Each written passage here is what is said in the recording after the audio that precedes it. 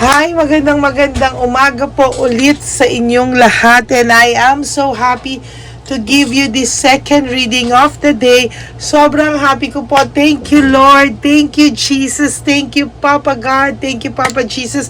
Thank you, Divine Universe, that the biopsy result of my nephew Nathan is negative.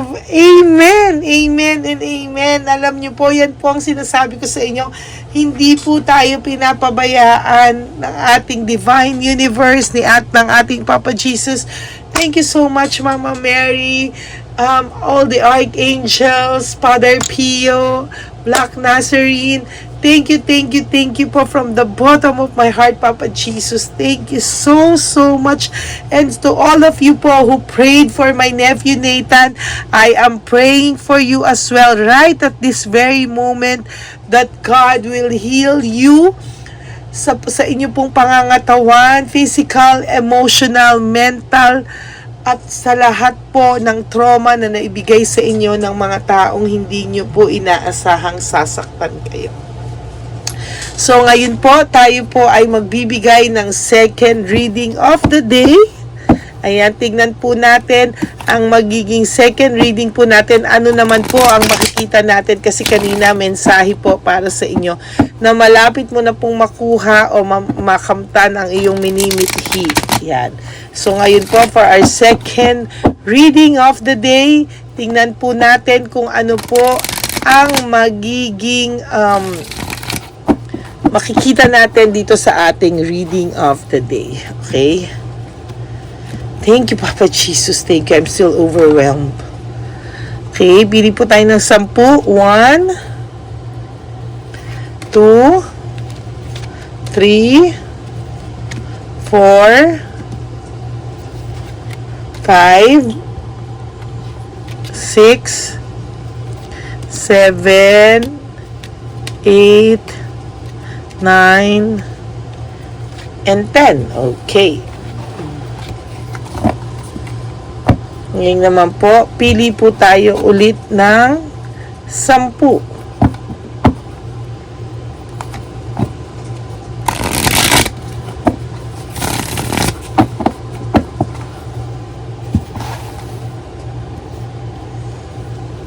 Okay.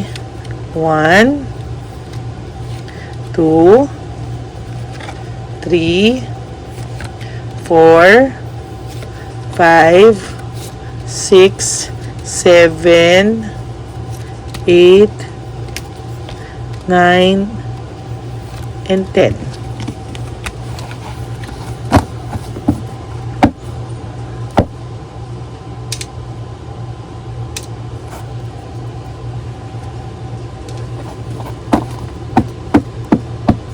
Okay, ayusin na po natin.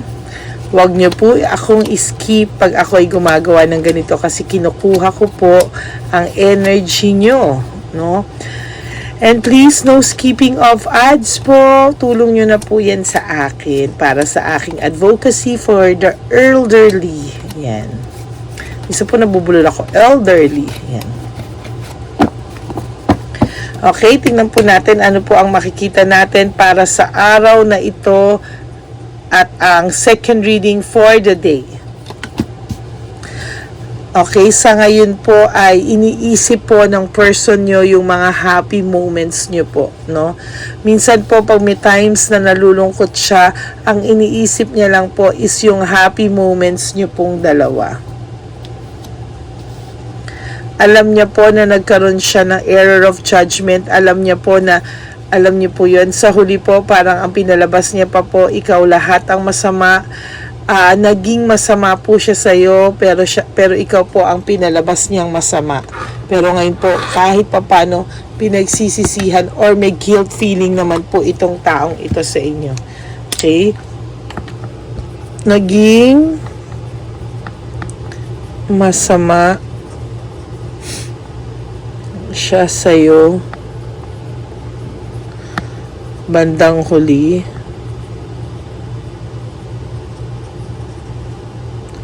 pero ikaw pa yung pinasama niya. Lumabas lumabas na masama.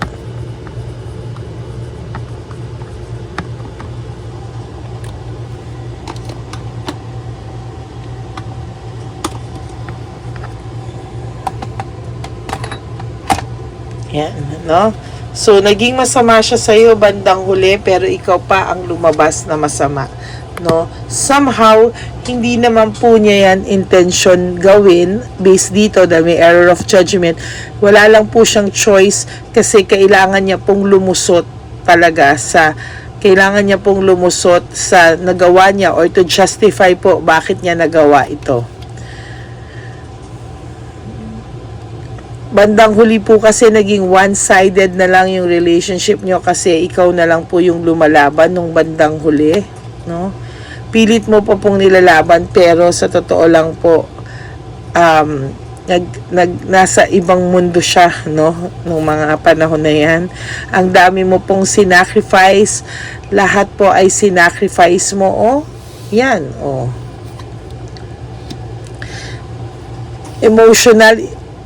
emotionally immature pa rin po ang person nyo, na kaya po nai-insecure din si Chabilitang Palaka, kasi right now parang ang feeling po niya ni Chabilitang Palaka is hindi pa rin sa kanya ready, no? Hindi pa rin ready ang taong ito talaga to commit 100%, no? Hindi pa rin po siya ready diyan. There's anxiety and trauma, no? Sa ngayon po, alam ko nabigyan ka po nito ng too much anxiety and trauma, but to tell you honestly, he or she has his own or her own trauma as well, anxiety as well, and frustration, no? Meron po siya mga sleepless nights. Kung akala mo po ikaw lang ang may sleepless nights, meron din pong sleepless nights ang taong ito, to be honest with you.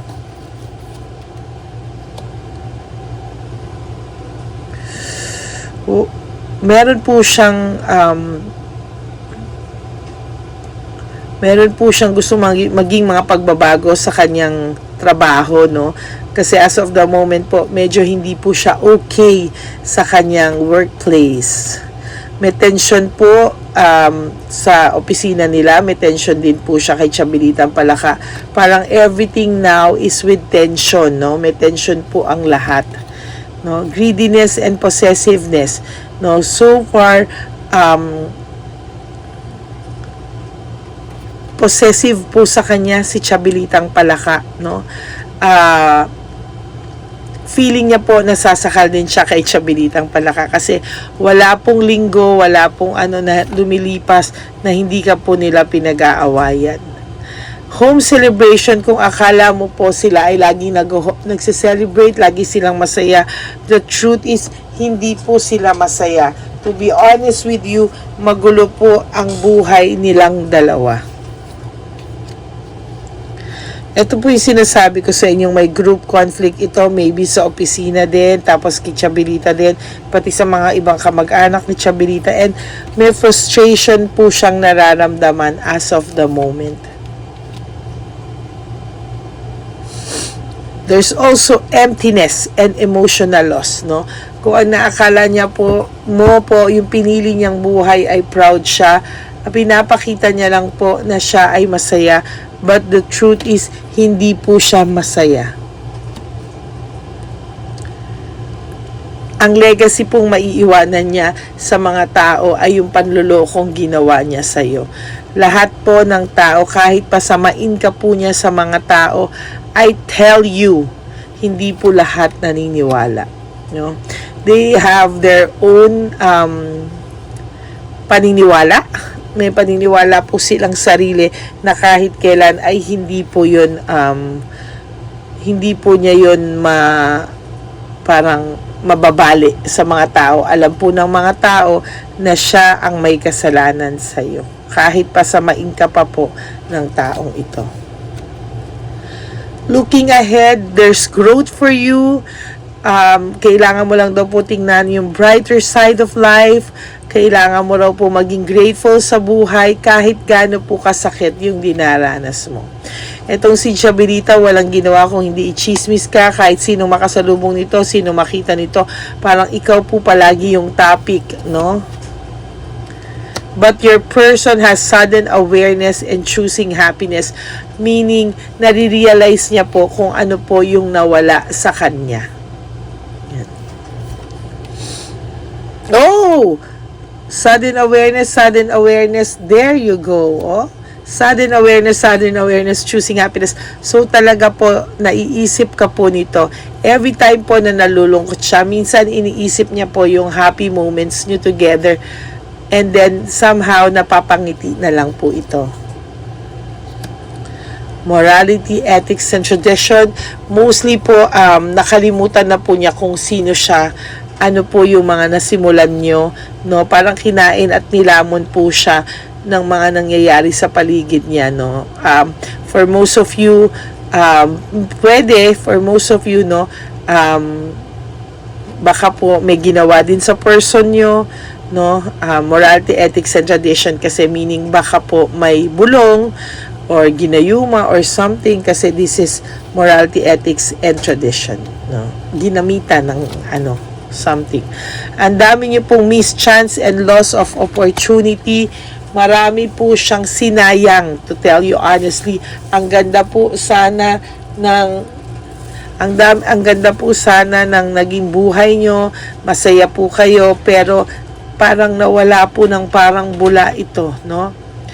And ayan po, there's still lack of commitment. Sabi ko nga po sa inyo, may lack of commitment dito, at hindi po ito bibigyan ni Chabelita ng, alam niyo yun, hindi niya po bibigyan si Chabelita ng commitment na talagang 100% loyal and 100% honesty.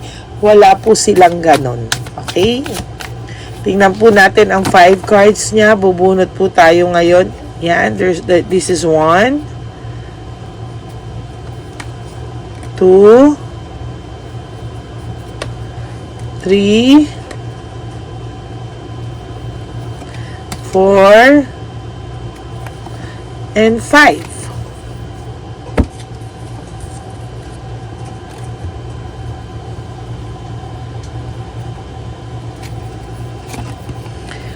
You were right. Tama ka po daw sa lahat ng mga intuition mo, instinct mo. Tama ka po lahat. Ayan, o.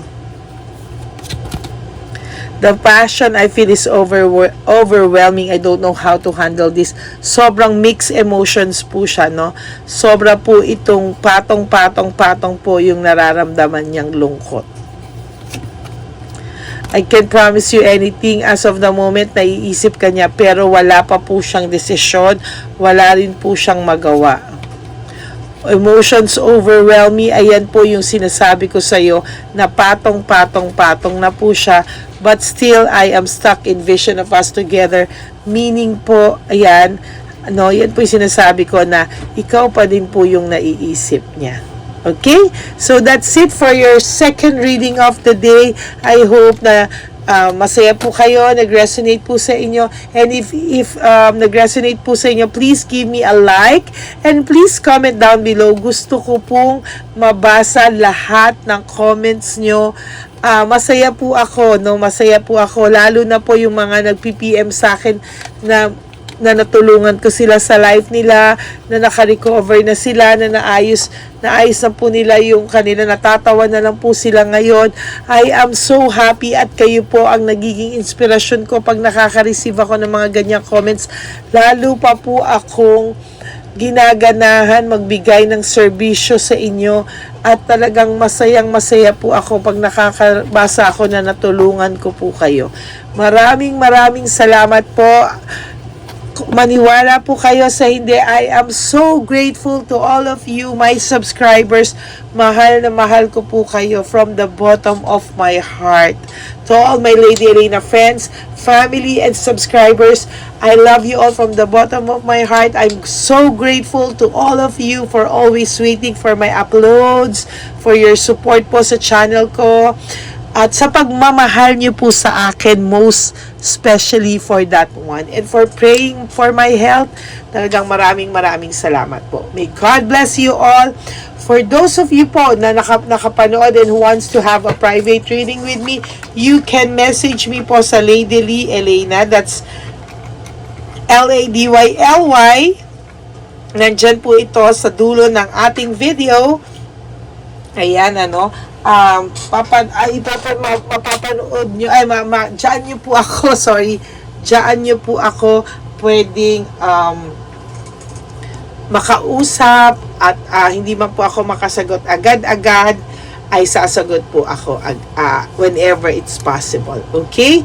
Thank you and God bless you all. I will be back again for the third reading later. Maraming salamat po. And God bless you all. I love you all. And may you have a great day ahead of you. Maraming salamat po. God bless you all. Bye!